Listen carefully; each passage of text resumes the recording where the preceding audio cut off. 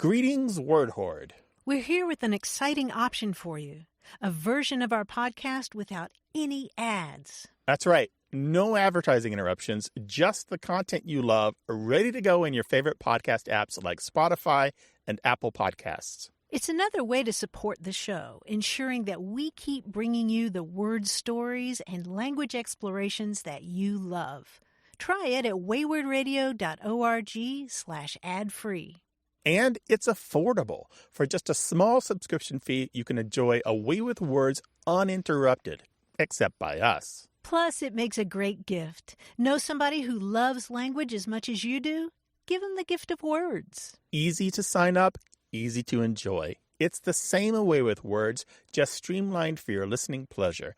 Go to waywardradio.org/ad-free. Support us, support the show, and enjoy an ad-free listening experience. waywardradio.org/ad-free. Thank you.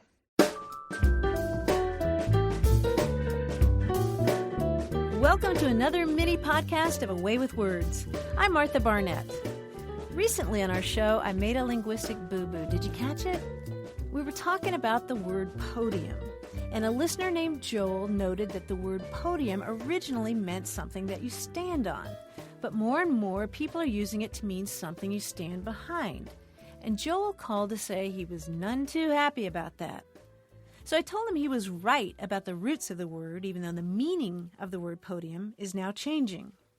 I feel your pain here, Joel. Absolutely, podium comes from, ultimately, a Greek word meaning foot. But that doesn't mean that it has to hold. Yeah, but hear me out. It's like podiatrist, the doctor who looks after your feet. It's like Antipodes, the people on the other side of the world from us. Exactly. There's a big old foot in that word. There sure is. Did you catch my mistake? Well, one of our listeners in Brazil did. A guy named Luciano emailed from Botucatu in the state of Sao Paulo to say that I'd mispronounced that word for people who live on the other side of the world. The word spelled Antipodes, he wrote, isn't pronounced antipodes. It's pronounced Antipodes. And you know what? He's exactly right.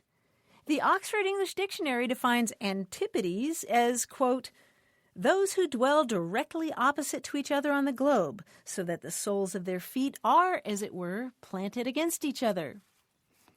It's a poetic word, Antipodes, with those Greek roots conjuring this image of people standing soul to soul, yet separated by an entire planet. The English word antipodes was originally plural in form and referred to lots of people. The singular version, antipode, came only later by a process that linguists call back formation. In any case, my only excuse for pronouncing the word is this. In elementary school, I'd seen that singular form, antipode, and naturally assumed that the plural would be antipodes, not antipodes. Of course, you may be wondering why an elementary school kid would run into the word antipode at all. Well, let me tell you about a book of poems that I love. It's called Grooks, and it's by Piet Hein. If you don't know this book, you're in for a treat. Piet Hein was a 20th century Danish scientist, poet, and designer. He was forever trying to bridge the gap between art and science. And that's probably why he counted among his close friends both Albert Einstein and Charlie Chaplin. He also wrote short, pithy poems in Danish, English, and in Esperanto, which happened to be one of his other passions. Here's a poem called Problems. Problems worthy of attack prove their worth by hitting back. I'll agree with that one. Here's another he called a psychological tip. Whenever you're called on to make up your mind and you're hampered by not having any, the best way to solve the dilemma you'll find is simply by spinning a penny. No, not so that chance shall decide the affair while you're passively standing there moping, but the moment the penny is up in the air, you'll suddenly know what you're hoping. I tell you, I've used that tip more times than I can count. And finally, here's the poem that introduced my little elementary school self to the word antipode. It will steadily shrink, our earthly abode, until antipode stands upon antipode.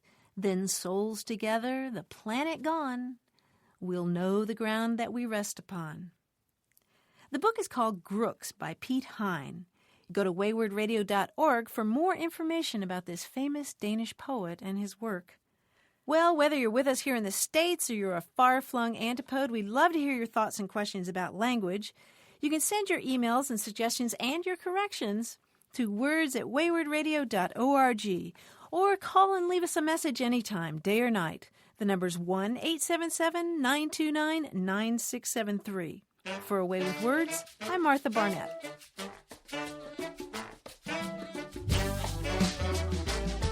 Support for A Way with Words comes from WordSmart, the vocabulary building software.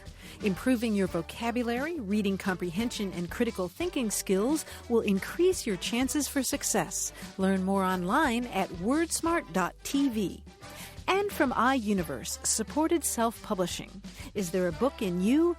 Find out how to publish it at 1-800-AUTHORS or learn more online at iUniverse.com.